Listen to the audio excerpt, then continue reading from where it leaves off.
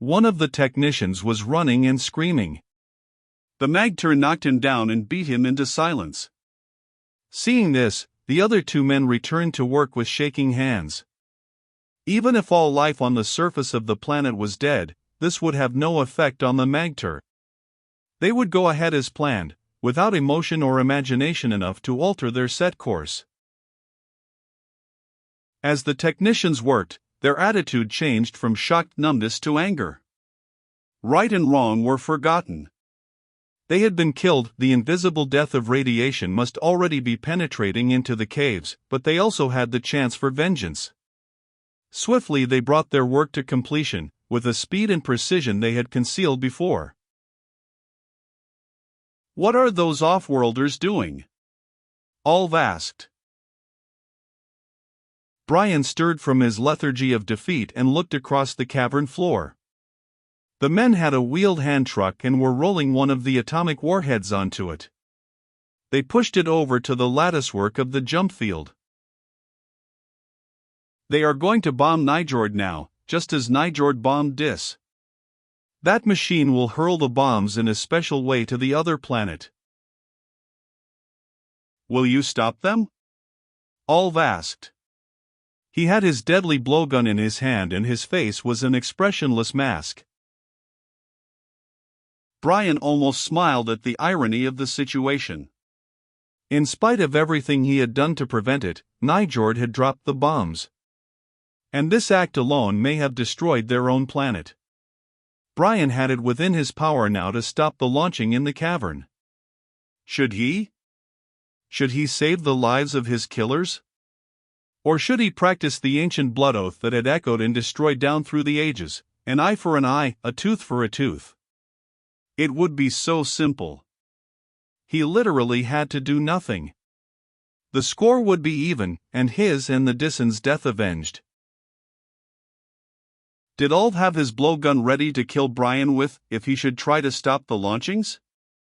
Or had he misread the Disson entirely? "Will you stop them, Olv?" he asked.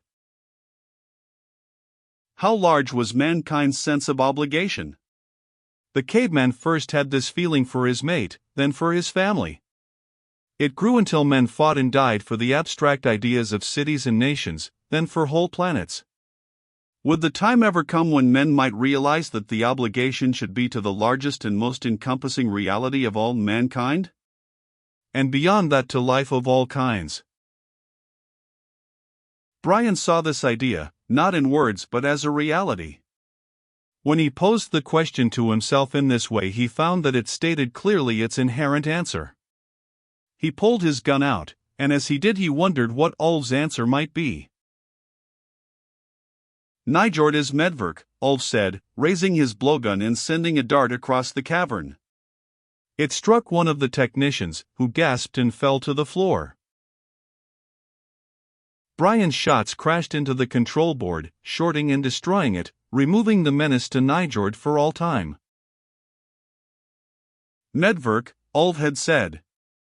"A life form that cooperates and aids other life forms. It may kill in self-defense, but it is essentially not a killer or destroyer." Olv had a lifetime of knowledge about the interdependency of life. He grasped the essence of the idea and ignored all the verbal complications and confusions. He had killed the Magter, who were his own people, because they were Medverk against life. And he had saved his enemies because they were Medverk. With this realization came the painful knowledge that the planet and the people that had produced this understanding were dead. In the cavern the Magter saw the destruction of their plans, and the cave mouth from which the bullets had come. Silently they rushed to kill their enemy, a concerted wave of emotionless fury. Brian and Olv fought back. Even the knowledge that he was doomed no matter what happened could not resign Brian to death at the hands of the Magter. To Olv, the decision was much easier.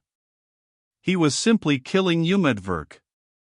A believer in life, he destroyed the anti-life. They retreated into the darkness, still firing. The Magter had lights and ion rifles, and were right behind them. Knowing the caverns better than the men they chased, the pursuers circled. Brian saw lights ahead and dragged Ulf to a stop. "They know their way through these caves, and we don't," he said. "If we try to run, they'll just shoot us down. Let's find a spot we can defend and settle into it."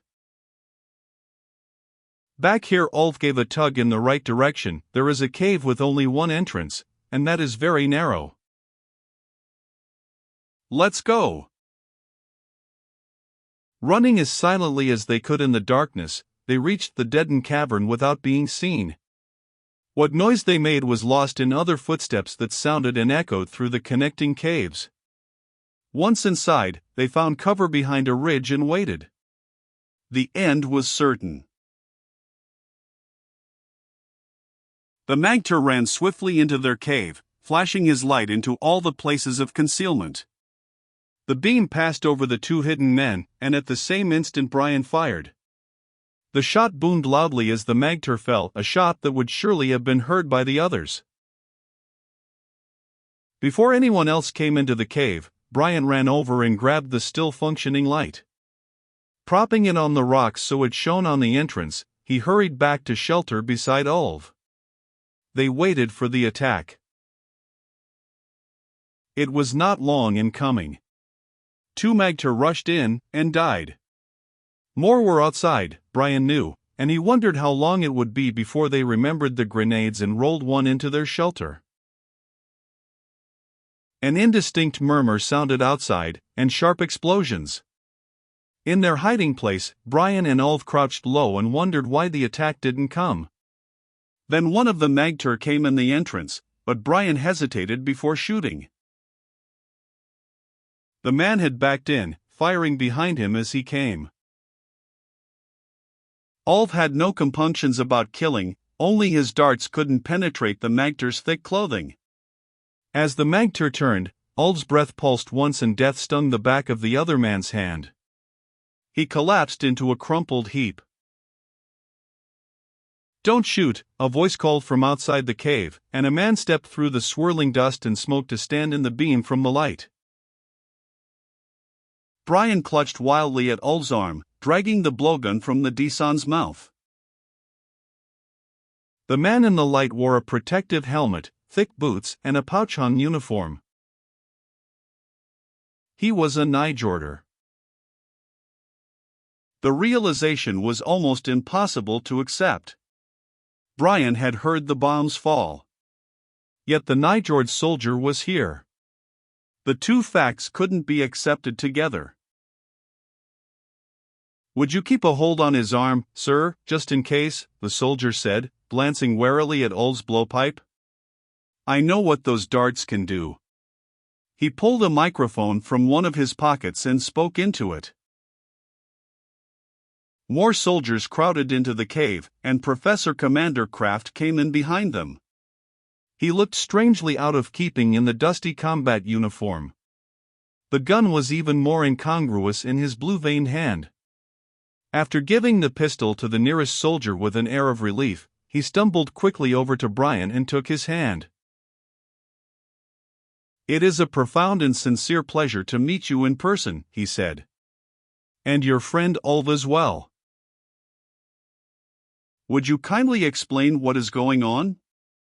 Brian said thickly. He was obsessed by the strange feeling that none of this could possibly be happening. "We will always remember you as the man who saved us from ourselves," Kraft said, once again the professor instead of the commander. "What Brian wants are facts, Grandpa, not speeches," Heiss said. The bent form of the leader of the rebel Nijord army pushed through the crowd of taller men until he stood next to Kraft. "Simply stated, Brian, your plan succeeded. Kraft relayed your message to me, and as soon as I heard it I turned back and met him on his ship. I'm sorry that Telt's dead, but he found what we were looking for. I couldn't ignore his report of radioactive traces. Your girlfriend arrived with the hacked-up corpse at the same time I did, and we all took a long look at the green leech in its skull. Her explanation of what it is made significant sense. We were already carrying out landings when we had your call about something having been stored in the Magter Tower. After that, it was just a matter of following tracks and the transmitter you planted. But the explosions at midnight? Brian broke in. I heard them. You were supposed to, Heiss laughed. Not only you, but the Magter in this cave. We figured they would be armed and the cave strongly defended. So at midnight we dropped a few large chemical explosive bombs at the entrance. Enough to kill the guards without bringing the roof down. We also hoped that the Magter deeper in would leave their posts or retreat from the imagined radiation. And they did. It worked like a charm. We came in quietly and took them by surprise. Made a clean sweep, killed the ones we couldn't capture. One of the renegade jump space technicians was still alive, Kraft said. He told us about your stopping the bombs aimed at Nijord, the two of you. None of the Nijorders there could add anything to his words, not even the cynical Heiss. But Brian could empathize their feelings, the warmth of their intense relief and happiness. It was a sensation he would never forget. There is no more war, Brian translated for Ulf, knowing that the Desan had understood nothing of the explanation. As he said it, he realized that there was one glaring error in the story. You couldn't have done it, Brian said. You landed on this planet before you had my message about the tower. That means you still expected the Magter to be sending their bombs to Nijord, and you made the landings in spite of this knowledge. Of course, Professor Kraft said, astonished at Brian's lack of understanding. What else could we do? The Magter are sick. Heiss laughed aloud at Brian's baffled expression. You have to understand Nijord's psychology, he said. When it was a matter of war and killing, my planet could never agree on an intelligent course. War is so alien to our philosophy that it couldn't even be considered correctly. That's the trouble with being a vegetable eater in a galaxy of carnivores. You're easy prey for the first one that lands on your back. Any other planet would have jumped on the Magter with both feet and shaken the bombs out of them. We fumbled it so long it almost got both worlds killed. Your mind parasite drew us back from the brink. I don't understand, Brian said. A simple matter of definition. Before you came, we had no way to deal with the Magter here on Dis. They really were alien to us. Nothing they did made sense, and nothing we did seemed to have the slightest effect on them. But you discovered that they were sick, and that's something we know how to handle. We're united again. My rebel army was instantly absorbed into the rest of the Nijord forces by mutual agreement. Doctors and nurses are on the way here now. Plans were put underway to evacuate what part of the population we could until the bombs were found. The planet is united again, and working hard. Because the Magter are sick, infected by a destructive life form? Brian asked. Exactly so, Professor Kraft said. We are civilized, after all. You can't expect us to fight a war, and you surely can't expect us to ignore the plight of sick neighbors? No, you surely can't, Brian said, sitting down heavily. He looked at Ulf, to whom the speech had been incomprehensible. Beyond him, Heiss wore his most cynical expression as he considered the frailties of his people. Heiss, Brian called out, you translate all that into Desan and explain to Ulf. I wouldn't dare.